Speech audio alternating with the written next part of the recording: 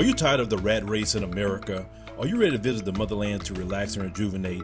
Are you ready to explore all that Africa has to offer? Then check out the brand new Diversified Game Academy course, Prepare for My First Trip to Africa. Are you worried about being able to afford the trip? We got you. We will show you how to travel either on a budget or as a baller. Learn how to stretch the value of the USD. Did you know that 100 United States dollars is worth over 1,000 South African rand, or 10,000 Kenyan shillings, or 54,250 West African CFA? Are you worried about taking your kids? Get the game from Kellen Cash, a bona fide world traveler, having traveled to almost 20 countries, several of those in Africa.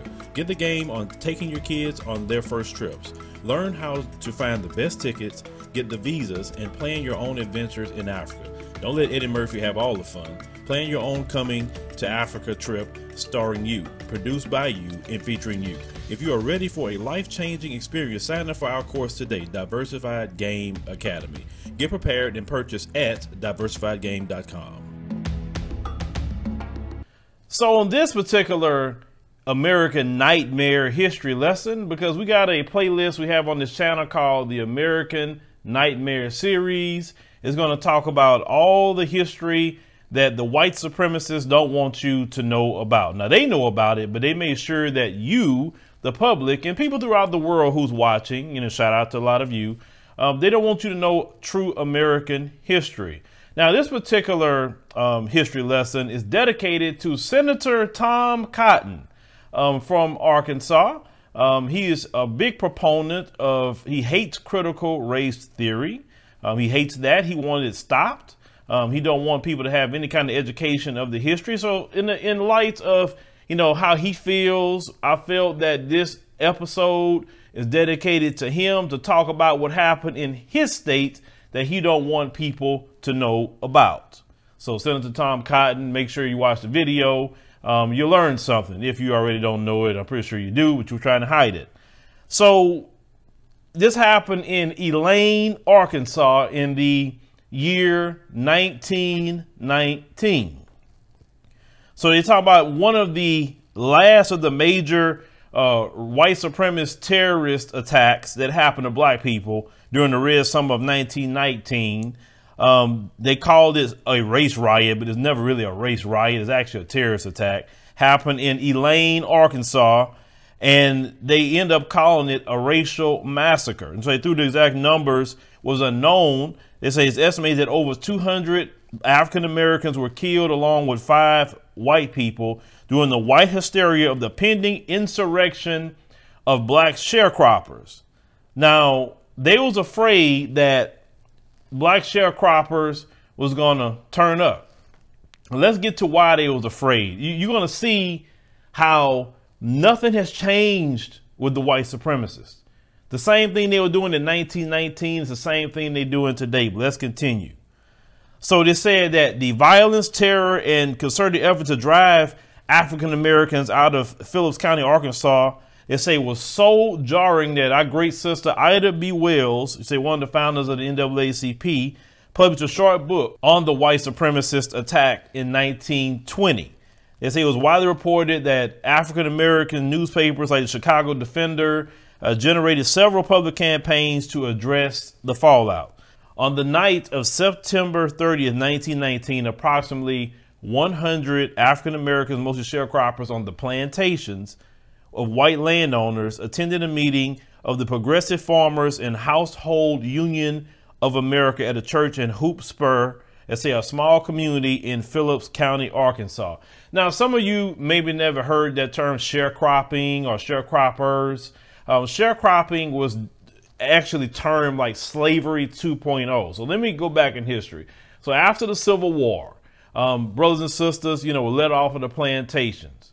Now imagine, you know, millions of people just being left off with no resources, no nothing, have to fend for themselves. Some people did very well.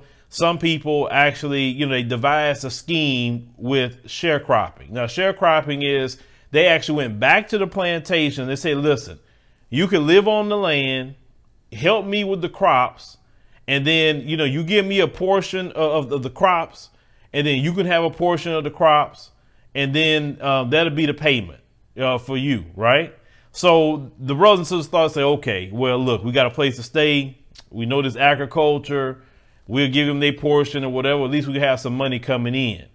But what ended up happening is any little thing that they needed, tools, any little thing that they needed, they kept charging them for astronomically.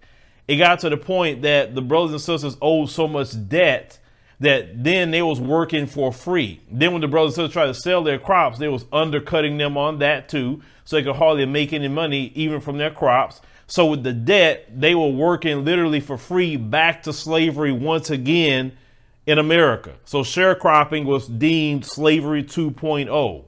That's why you don't see black people fooling with sharecropping today. The reason why a lot of black people aren't in agriculture like we used to be, because agriculture was tied to a lot of slavery, and a lot of black people like, man, I'm not trying to fool with that. You understand what I'm saying? Even though we need farming, we need people to know about that, right? Because without farmers, you cannot run a nation. So continuing. So when they had met at this church, they had hoped to organize to obtain better payments for their cotton crops. You remember they was discussing that they was undercutting their brothers and sisters.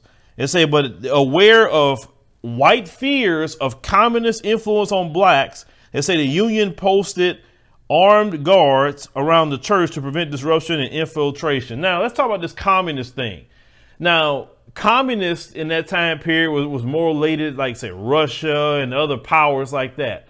Now, they always worried about black people becoming communists and using Russia a lot.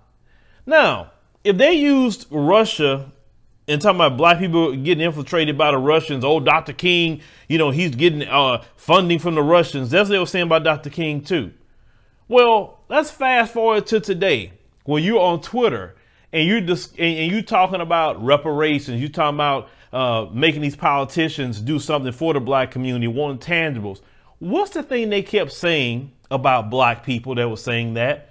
What they kept calling you?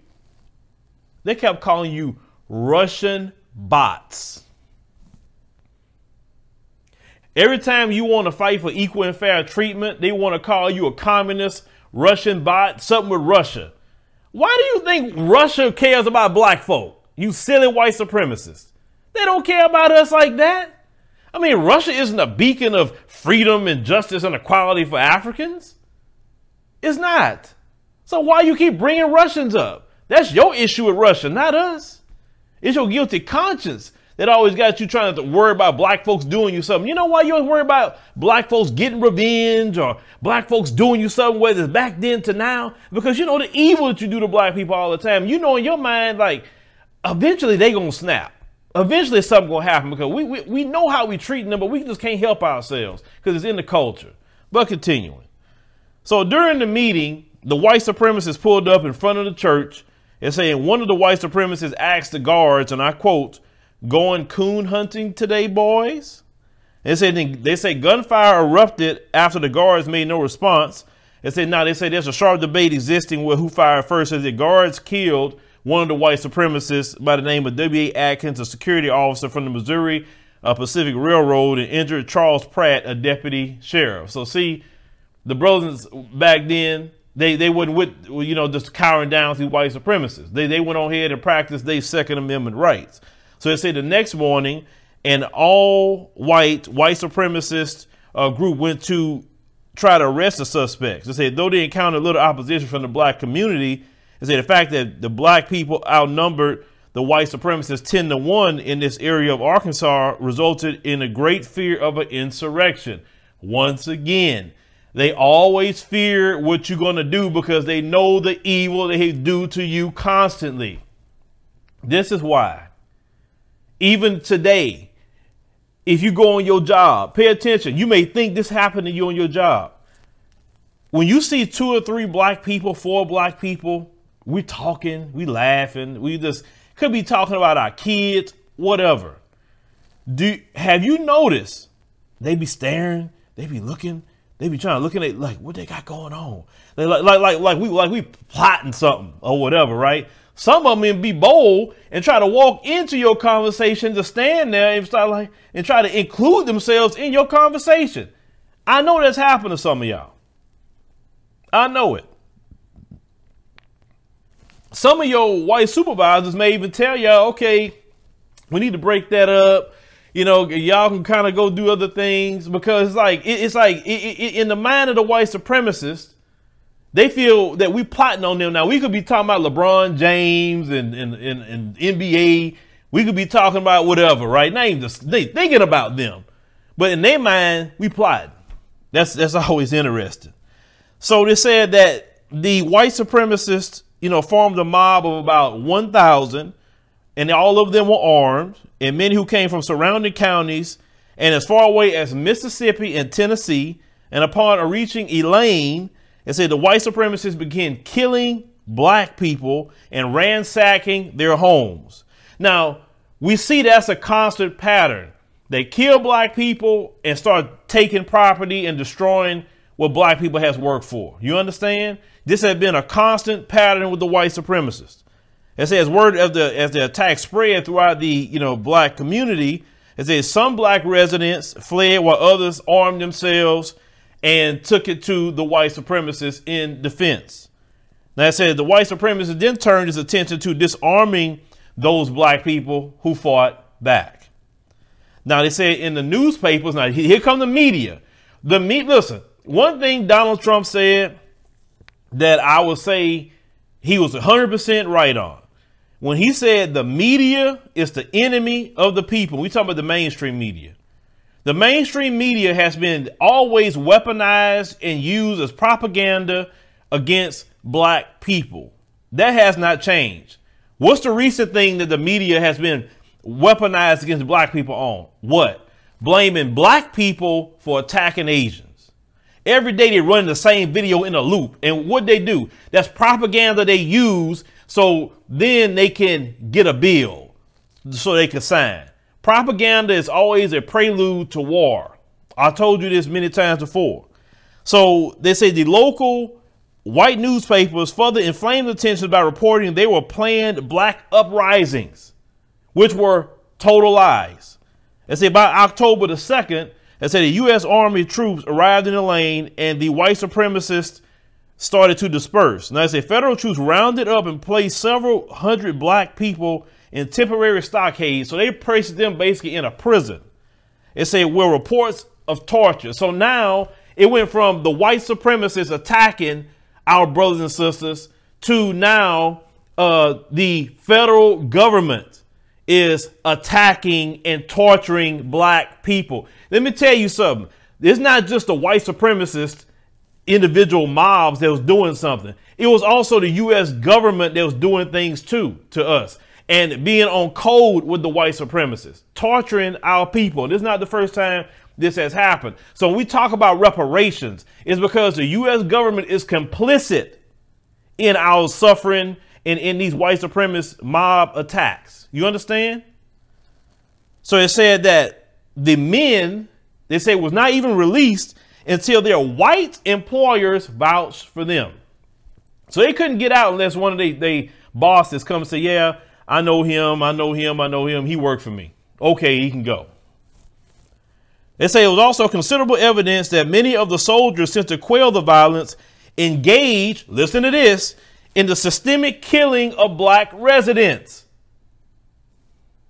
So the white supremacist mob went here and said, don't worry about the white supremacists. We'll take over and start doing this. This is your federal government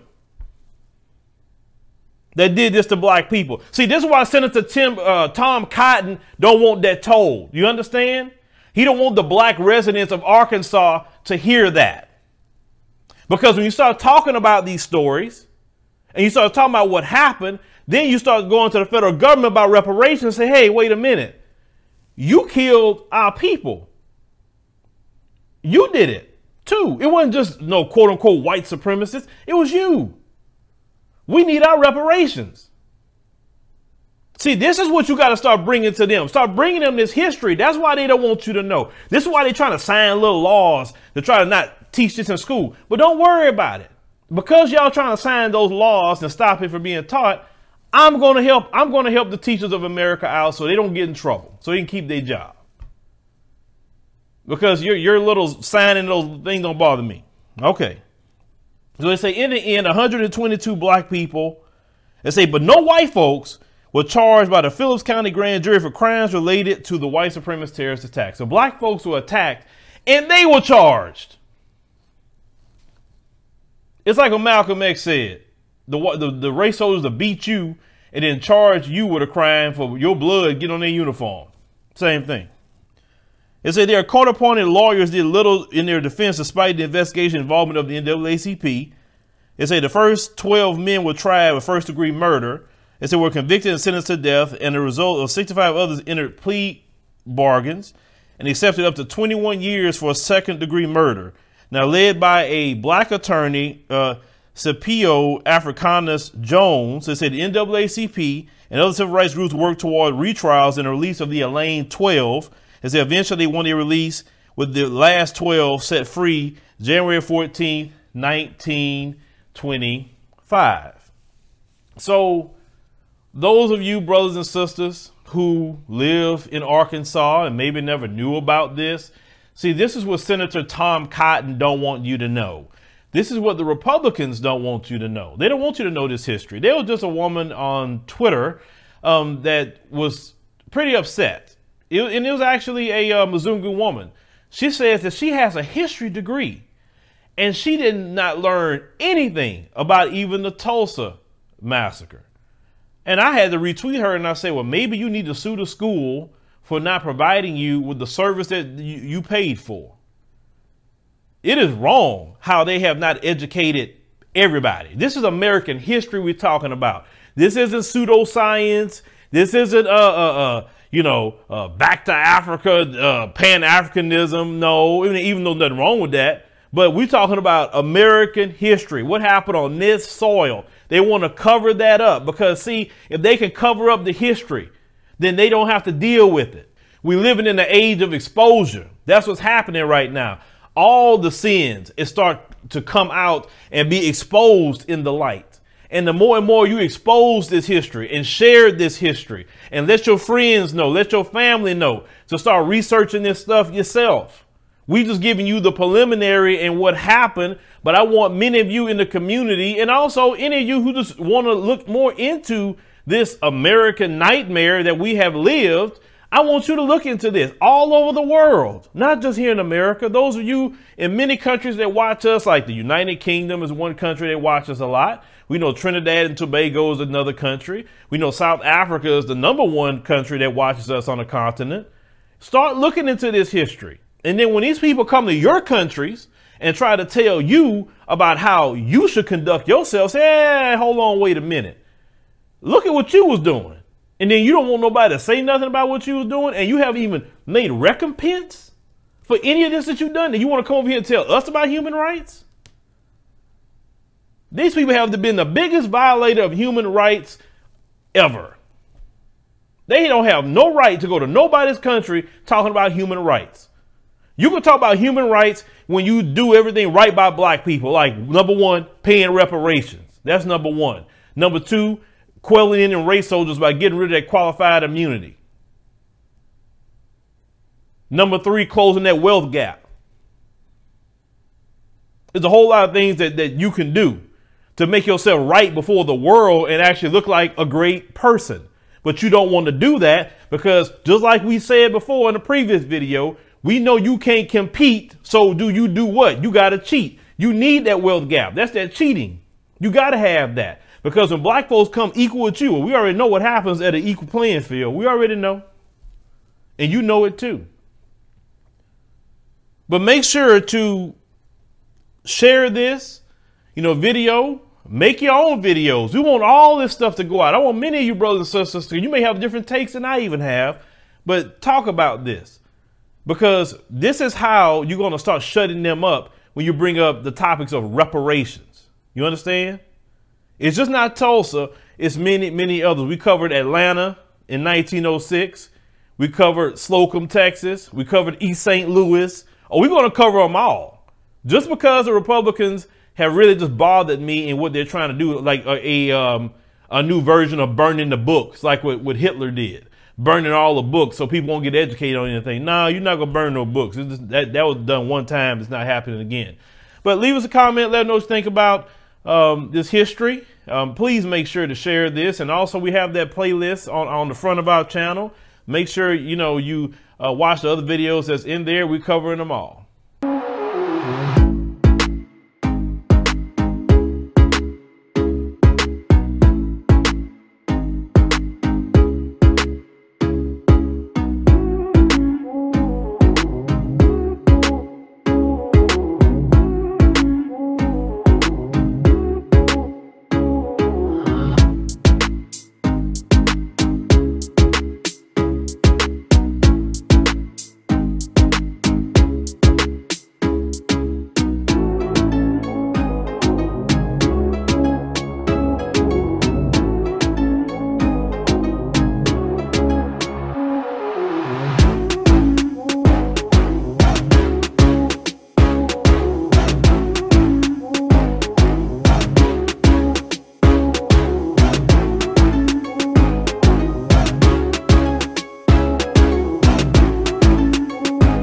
Thank you for watching, and make sure you subscribe to our YouTube channel and check out the African Diaspora News Channel app in the Google Play and Apple App Store.